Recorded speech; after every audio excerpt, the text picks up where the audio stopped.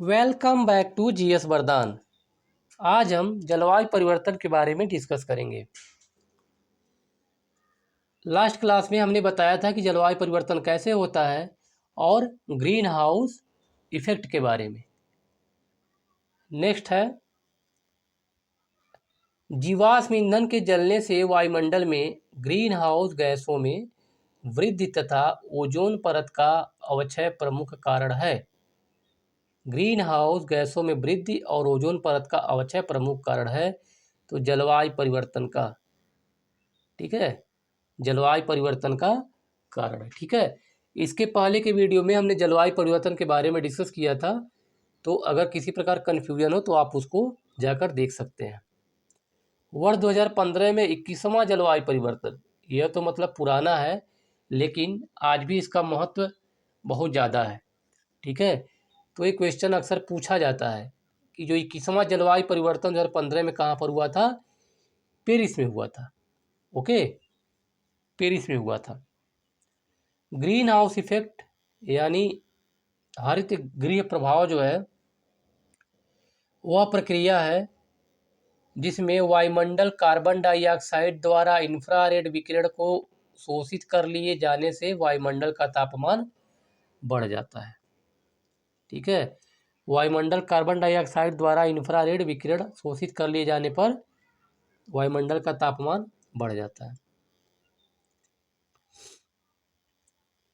एक प्राकृतिक प्रक्रिया जिसके द्वारा किसी ग्रह या उपग्रह के वातावरण में मौजूद कुछ गैसें उस ग्रह या उपग्रह के वातावरण के ताप को अपेक्षाकृत अधिक बनाने में मदद करती हैं, तो उसे ग्रीन हाउस इफेक्ट कहा जाता है। बताया था इसके बारे में। ग्रीन हाउस प्रभाव जो है गैसों के वायुमंडल में जमा होने से पृथ्वी के वातावरण का गर्म होना। ठीक है, तो जो प्रदूषित गैसें हैं वायुमंडल में क्या होती हैं? जमा होने लगती हैं, जिससे क्या होता है? पृथ्वी का टेम्परेचर या वायुमंडल का टेम्परेचर क्या होता है? बढ़ जाता है और वातावरण क्या होगा? गर्म हो जाएगा। ग्रीन हाउस गैसों की संकल्पना, the concept of green house gases was introduced by Joseph Fourier. Joseph Fourier, बहुत इंपॉर्टेंट क्वेश्चन है। क्योटो प्रोटोकॉल किस संबंधित? जलवायु परिवर्तन से, क्लाइमेट चेंज से संबंधित है। बताया था लास्ट क्लास में, जलवायु परिवर्तन से संबंधित है और मुख्य रूप से क्या हुआ, क्या होता है? Carbon dioxide. ओके, तो इस तरह का ऑप्शन है, तब भी आपका सही जगह क्वेश्चन कार्बन डाइऑक्साइड से संबंधित है। याद कर लिए क्योटो, तो क्योटो में क्या है? Carbon dioxide. के फॉर क्योटो, के for carbon dioxide. Kyoto protocol एक इंटरनेशनल ट्रीटी है, अंतर्राष्ट्रीय समझौता है जो संबद्ध है यूएनएफसीसी, तो फुल फॉर्म भी कभी कभी पूछा जाता है UNFCCC, United nation framework convention on climate change.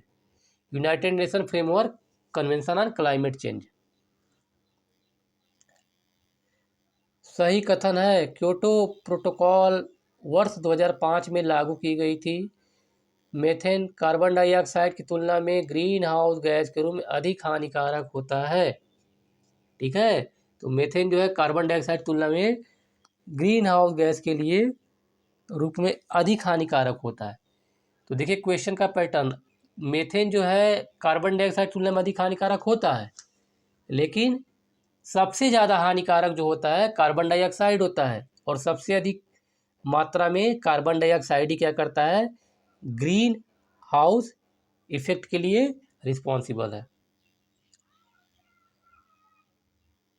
किसी गैस के अणुओं की दक्षता एवं उस गैस के वायुमंडलीय जीवन काल पर निर्भर करता है। गैसों का तो वैश्विक तापन विभव, ग्लोबल वार्मिंग पोटेंशियल। ठीक है,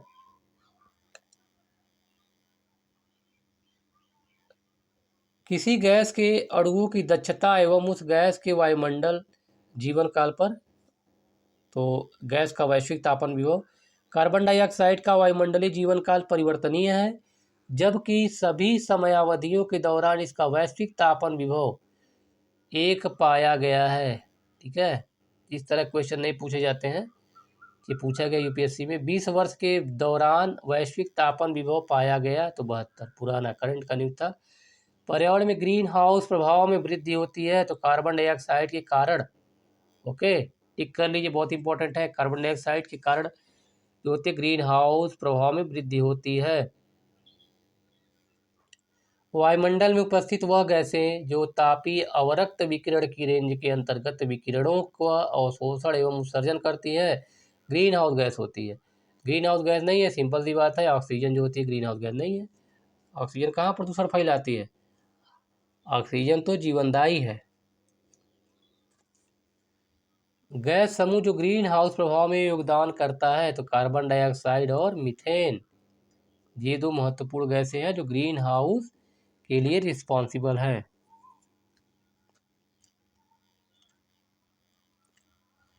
प्राकृतिक रूप से पाई जाने वाली ग्रीन हाउस गैस जो सर्वाधिक ग्रीन हाउस इफेक्ट करती है, मतलब सर्वाधिक सबसे ज़्यादा प्रभाव किसका पड़ता है? तो जलवाष्प का। ऑप्शन के आधार पे हम लोग इसको टिक करते हैं क्वेश्चन को, ठीक है। वाटर वेपर जलवाष्प की बात कर रहा है। जलवाष्प क्या करता है? ज़्यादा क्या करता है? टेम्परेचर को क्या करता है? अवशोषित कर लेता है, एब्जॉर्ब कर लेता है। वैश्विक ऊष्मन के लिए उत्तरदायी नहीं है। आर्गन गैस क्या है? ग्लोबल वार्मिंग के लिए उत्तरदायी नहीं होती है। मई 2011 में, ये तो पुराना न्यूज है, मई 2011 में विश्व बैंक के साथ हुए उत्सर्जन ह्रास क्रय समझौते के बारे में सही है। 10 वर्ष के लिए लागू रहेगा। हिमाचल प्रदेश की परियोजना के लिए कार्बन क्रेडिट सुरक्षित करने के लिए समझौते के अनुसार 1 टन कार्बन डाइऑक्साइड, ठीक है, पुराना क्वेश्चन ही नहीं पूछा जाएगा। फिर देखते हैं, नेक्स्ट है, एक गैस जो धरती पर जीवन के लिए हानिकारक और लाभदायक दोनों है तो क्या है? कार्बन डाइऑक्साइड है। बहुत इंपॉर्टेंट क्वेश्चन है और कॉन्सेप्चुअल है। हानिकारक कैसे है? क्योंकि ग्लोबल वार्मिंग प्रोड्यूस करता है अगर इसकी अधिक मात्रा बढ़ जाए। और लाभदायक कैसे है? लाभदायक इसलिए है क्योंकि पेड़ पौधे कार्बन डाइऑक्साइड का प्रयोग एज रॉ मटेरियल करते हैं, अपना भोजन बनाने में करते हैं। बताया था फोटोसिंथेसिस में क्या होता है? कार्बन डाइऑक्साइड वायुमंडल से और वाटर कहाँ से आएगा? जड़ों से, ठीक है। और यहाँ पर क्या होगा? सनलाइट, सनलाइट, क्लोरोफिल, क्लोरोफिल पौधों में पाया जाता है तो क्या होगा? O2 बन जाएगा और C6H12O6 ग्लूकोज का फॉर्मेशन हो जाएगा, ठीक है, ग्लूकोज बन जाएगा, ओके।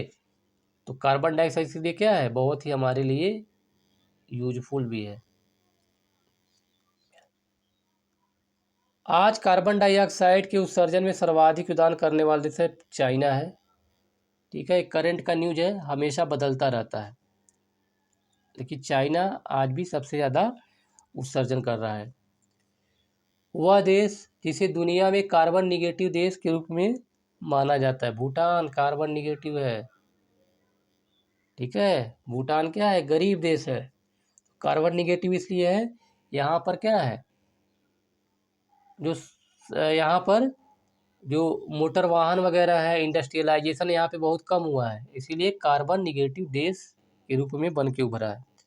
वे पदार्थ जो सार्वत्रिक तापन उत्पन्न करने में योगदान करते हैं, ठीक है। इन तीनों को याद कर लीजिए, कंठस्थ कर लीजिए अच्छे से, मीथेन, कार्बन डाइऑक्साइड और वाटर वेपर जलवाष्प, ओके। ये सर्वाधिक ग्लोबल वार्मिंग के लिए उत्तरदायी है। ग्रीन हाउस गैस नहीं है, हाइड्रोजन, ऑक्सीजन, ये सब कहाँ है? ग्रीन हाउस गैस नहीं है। नाइट्रोजन भी ग्रीन हाउस गैस नहीं है, कहाँ इससे प्रदूषण फैलता है? प्रदूषित गैसें नहीं है। ऑक्सीजन भी ग्रीन हाउस गैस नहीं है, आर्गन भी नहीं है। गैस जो ग्लोबल वार्मिंग के लिए जिम्मेदार है तो कार्बन डाइऑक्साइड। बार बार वही क्वेश्चन रिपीट हो रहा है, बार बार। Carbon dioxide gas global warming के लिए सबसे ज़्यादा जिम्मेदार है क्योंकि वायुमंडल में इसकी सांद्रता जो है अन्य ग्रीन हाउस गैसों की तुलना में अधिक है। देखिए, फिर कार्बन डाइऑक्साइड के बारे में पूछा गया है। ग्लोबल वार्मिंग के परिणाम स्वरूप हिम नदी द्रवीभूत होने लगती है। बहुत ही क्लिष्ट हिंदी का प्रयोग किया जाता है, ठीक है। हिम नदी, हिम नदी का मतलब है कि जो आपके हिमनद हो, जो ग्लेशियर्स हैं, ठीक है, ग्लेशियर्स की बात कर रहा है। वे क्या होते हैं भाई? द्रव अवस्था में परिवर्तित हो जाते हैं। जब बर्फ़ है तो टेम्परेचर बढ़ेगा तो क्या होगा? बर्फ़ जो है पिघलने लगेगा, जल के रूप में परिवर्तित हो जाएगा। समय से पूर्व आम में बौर आने लगा। देखिए ये भी इम्पोर्टेंट है।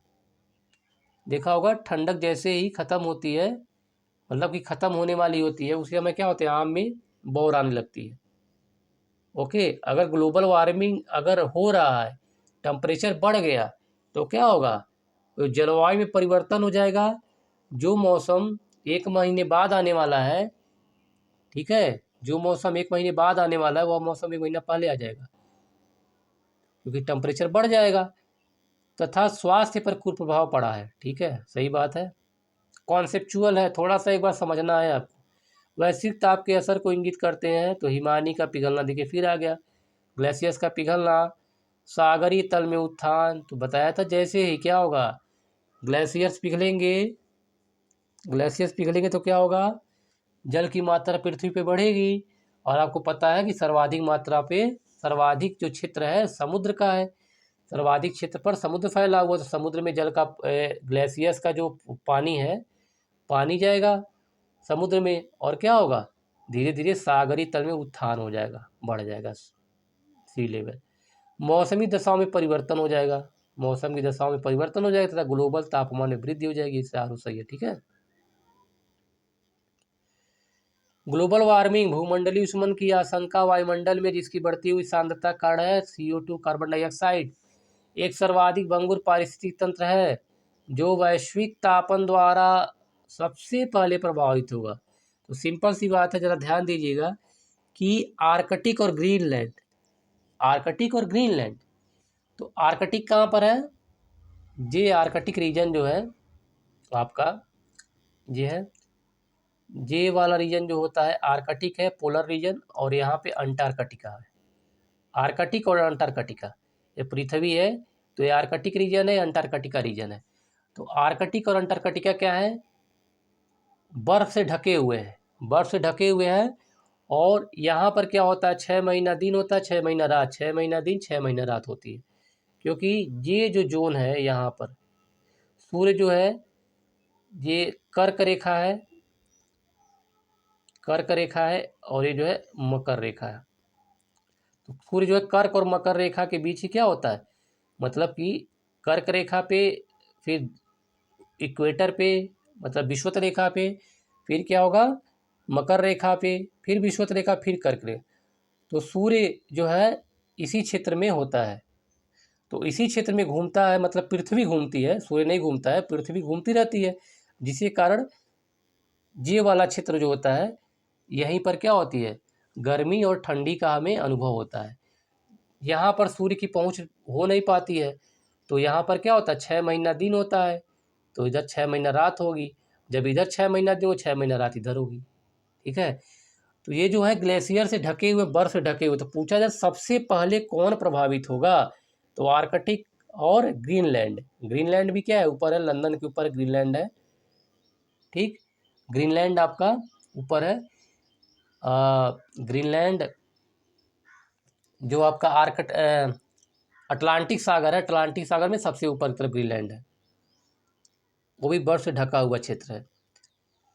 वायु में कार्बन डाइऑक्साइड की बढ़ती हुई मात्रा से वायुमंडल का तापमान धीरे धीरे बढ़ रहा है, क्योंकि कार्बन डाइऑक्साइड की मात्रा जो है सौर विकिरण के अवरक्त अंशों को अवशोषित कर लेती है।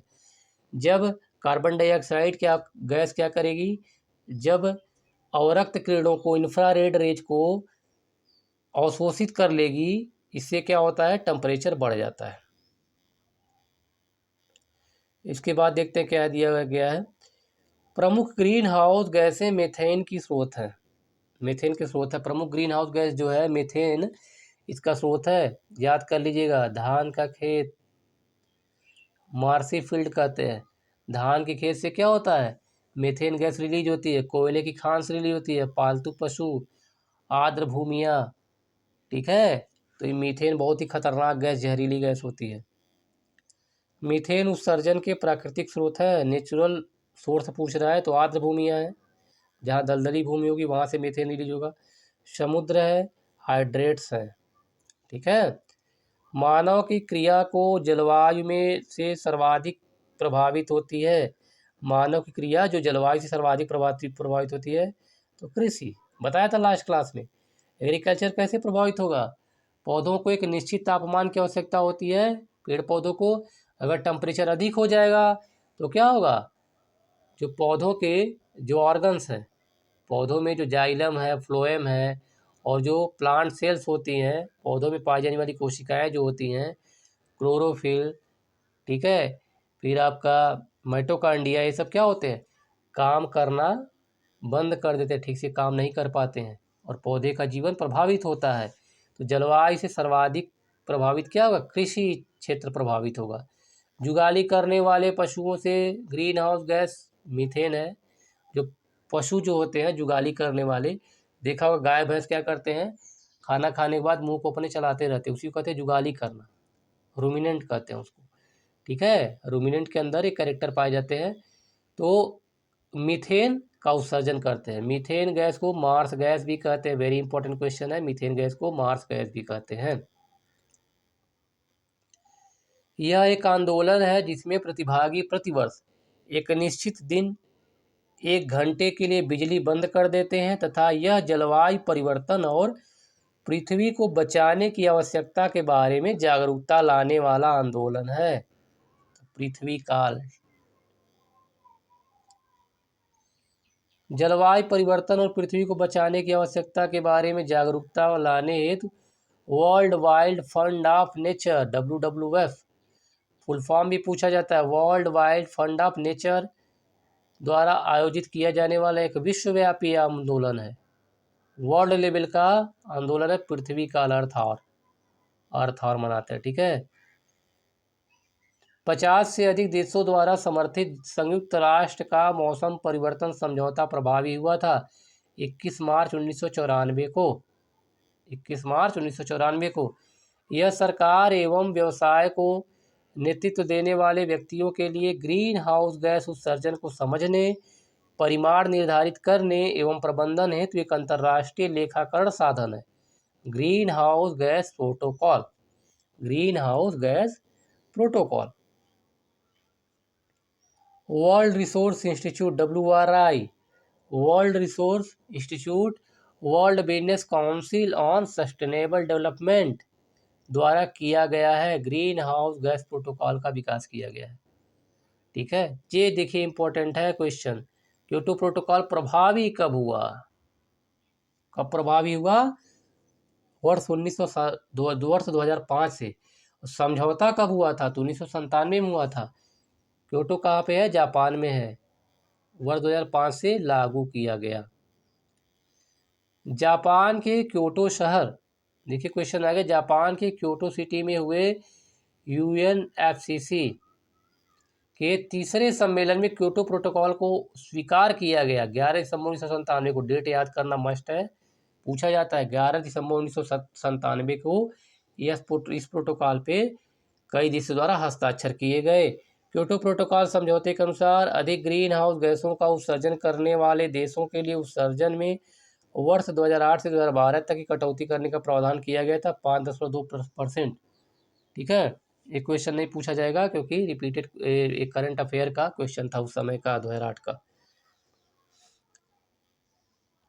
वर्ष 2015 में पेरिस में UNFCCC की बैठक में विकसित देशों ने वैश्विक तापन में अपनी जिम्मेदारी स्वीकार की, साथ ही कई देशों की सहायता से वर्ष 2020 तक जलवायु निधि जमा करने की प्रतिबद्धता जताई है। $100 अरब डॉलर का।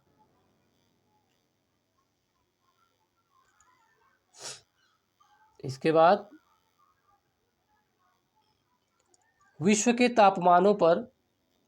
तापमानों पर आंकड़े इकट्ठा करने के लिए वैश्विक वायुमंडल चौकसी स्टेशन स्थापित किया गया है।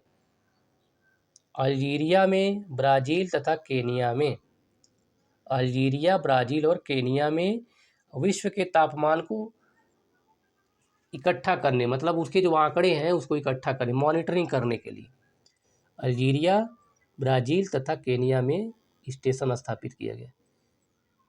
सीडीएम के लिए सत्य नहीं है। यह एक विकसित देशों को विकासशील देशों की परियोजनाओं में पूंजी लाने का निषेध करता है। ठीक है, तो ये आपका गलत है, सही नहीं है। ठीक है। CDM clean development mechanism, clean development mechanism global warming में कमी के लिए ग्रीन हाउस गैस उत्सर्जन को नियंत्रित करने की प्रणाली है, जो सामने आई है किसके तहत? क्योटो प्रोटोकॉल 2005 से प्रभावी और 1997 को प्रोटोकॉल बनाया गया। CO2 उत्सर्जन एवं भूमंडलीय तापन के संदर्भ में UNFCCC के अंतर्गत उस बाजार संचालित युक्त का नाम जो विकासशील देशों को विकसित देशों से धन यानी निधियां प्रोत्साहन उपलब्ध कराती है, ताकि वे अच्छी प्रौद्योगिकी अपनाकर ग्रीन हाउस गैस का उत्सर्जन कम कर सके। स्वच्छ विकास युक्ति, स्वच्छ विकास युक्ति। कार्बन क्रेडिट्स, कार्बन जो जमा हो रहा है, कार्बन क्रेडिट के बारे में स्वच्छ विकास युक्ति है, क्योटो नवाचार युक्तियों में से एक है।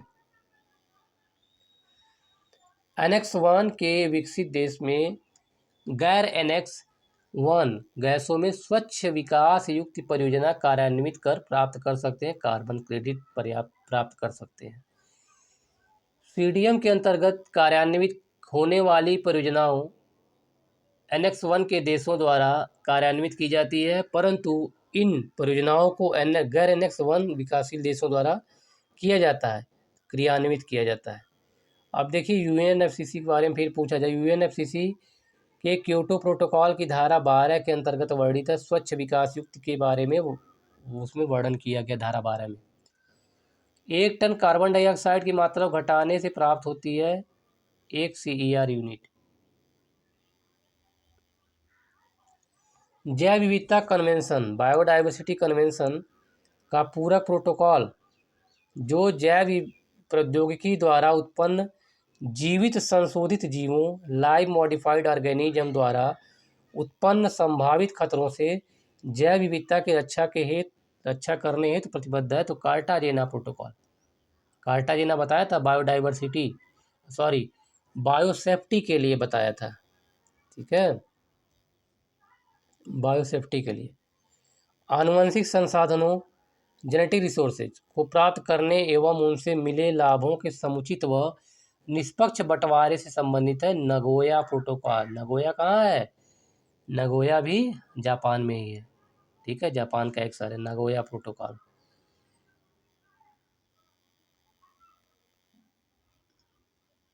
सही सुमेलित है। प्रथम जलवायु सम्मेलन 1979, प्रथम पृथ्वी शिखर सम्मेलन एजेंडा 21 से संबंधित है, एजेंडा 21। ठीक है, पृथ्वी शिखर सम्मेलन +5 1997 से संबंधित है। 1997 का मतलब ये हुआ +5 दिया है। 1992 में अर्थ समिट हुआ था, बताया था, तो इसमें क्या करेंगे +5 देखिए जुड़ा हुआ +5 ऐड कर देंगे तो 1997 हो जाएगा। ठीक है, +10 ऐड कर देंगे तो क्या होगा 2002 हो जाएगा। तो इस तरह के क्वेश्चन पूछे जाते हैं। तो 1992 आपको अगर याद रहेगा तो कोई भी कंफ्यूजन नहीं होगा। ओके, इसके बाद नेक्स्ट है क्योटो प्रोटोकॉल के तहत पर्यावरण में कार्बन उत्सर्जनों को कम करने के लिए लागू की गई थी कार्बन क्रेडिट सिस्टम लागू किया गया था। इंटरनेशनल मार्केट, अंतर्राष्ट्रीय बाजार में कार्बन क्रेडिट का क्रय विक्रय किया जाता है, तो उनके वर्तमान बाजार मूल्य के अनुसार कार्बन क्रेडिट का क्रय विक्रय किया जाता है। कार्बन क्रेडिट का दृष्टिकोण शुरू हुआ था क्योटो प्रोटोकॉल से शुरू हुआ था कार्बन क्रेडिट दृष्टिकोण। ठीक है, biocarbon fund initiative for sustainable forest landscapes, biocarbon fund initiative for sustainable forest landscape प्रबंधन करती है वर्ल्ड बैंक। ठीक है, वर्ल्ड बैंक द्वारा इसको मैनेज किया जाता है। Biocarbon fund initiative for sustainable forest landscapes एक बहुकोषीय कोष है बहुपक्षीय कोष है, मल्टीलैटरल फंड है। यह कोष स्थलीय क्षेत्र लैंड सेक्टर से कमी करने को बढ़ावा देता है, ग्रीन हाउस गैस उत्सर्जन में कमी करने के लिए बढ़ावा देता है। यह सरकारों, व्यवसायों, नागरिक समाज और देशी जनों की एक वैश्विक भागीदारी है। यह देशों की उनके वनोन्मूलन और वन निम्नीकरण, उत्सर्जन कम करने, reducing emissions from deforestation and forest degradation plus red plus प्रयासों से में वित्तीय एवं तकनीकी सहायता प्रदान करने में मदद करती है। तो वन कार्बन भागीदारी सुविधा, forest carbon partnership facility, forest carbon partnership facility, जो रेड RED प्लस का फुल फॉर्म है reducing emissions from deforestation and forest degradation. तो कभी फुल फॉर्म भी पूछा जाता है। वह कार्बन भागीदारी सुविधा विश्व बैंक का एक कार्यक्रम है जो प्रारंभ हुआ था 2008 में। यह प्रारंभ किया गया था। वैज्ञानिक दृष्टिकोण यह है कि विश्व तापमान पूर्व औद्योगिक स्तर पर 2 डिग्री सेंटीग्रेड से अधिक नहीं होना चाहिए। वेरी इंपॉर्टेंट है। जो टेम्परेचर है वर्ल्ड लेवल का 2 डिग्री टेम्परेचर से 2 डिग्री से अधिक नहीं बढ़ना चाहिए। यदि विश्व तापमान पूर्व औद्योगिक स्तर से 3 डिग्री सेंटीग्रेड के परे बढ़ता है तो विश्व पर उसका संभावित असर पड़ेगा। स्थलीय जीवमंडल एक नेट कार्बन स्रोत की ओर प्रवृत्त होगा और विस्तृत प्रवाल मर्त्यता घटित होगी। मतलब कि इतना कठिन शब्द दिया है, जो प्रवाल भित्तियां हैं वे नष्ट होने लगेंगी और स्थल का टेम्परेचर क्या होगा, बढ़ जाएगा। तो बता रहा है कि स्थल जीवमंडल एक नेट कार्बन स्रोत की ओर प्रवृत्त होगा, मतलब कि कार्बन जो हो गई, कार्बन की मात्रा बढ़ जाएगी। ये भी देखिए फुल फॉर्म पूछता है IPCC का, तो inter governmental panel on climate change. बहुत सारे इंस्टीट्यूशन हैं क्लाइमेट चेंज से रिलेटेड, उसकी एक क्लास लेकर के हम डिस्कस करा देंगे। क्लाइमेट चेंज से रिलेटेड जितने भी ऑर्गेनाइजेशन हैं, ठीक है, तो उसके बारे में हम एक अलग से वीडियो बना देंगे जिससे आसानी समझ में आ जाएगा। द्वारा प्रकाशित असेसिंग की vulnerability and the risk from climate change नामक रिपोर्ट के अनुसार यदि विश्व का तापमान पूर्व औद्योगिक स्तर से, वही जो अभी डिस्कस किया था, 2 डिग्री सेंटीग्रेड बढ़ जाता है तो पृथ्वी के पारिस्थितिक तंत्र इकोसिस्टम का रूपांतरण हो जाएगा, 1/6 भाग रूपांतरित हो जाएगा।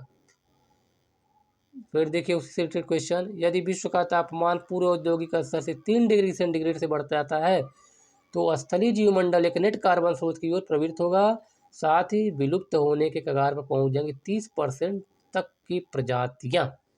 अगर 3 डिग्री सेंटीग्रेड बढ़ जाता है तो 30% जो ज्ञात प्रजातियां विलुप्त हो सकती हैं। पिछली शताब्दी में पृथ्वी के औसत तापमान में वृद्धि देखी गई, 0.8 डिग्री सेंटीग्रेड की वृद्धि देखी गई है पृथ्वी पिछली शताब्दी में, ठीक है। और ये 0.8 मतलब कि बहुत ज़्यादा है, कम नहीं है।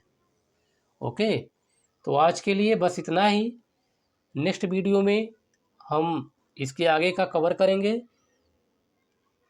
अगर आपको वीडियो अच्छा लगे तो इसे लाइक कीजिए, अपने दोस्तों को शेयर कीजिए और चैनल को सब्सक्राइब कीजिए। जय हिंद।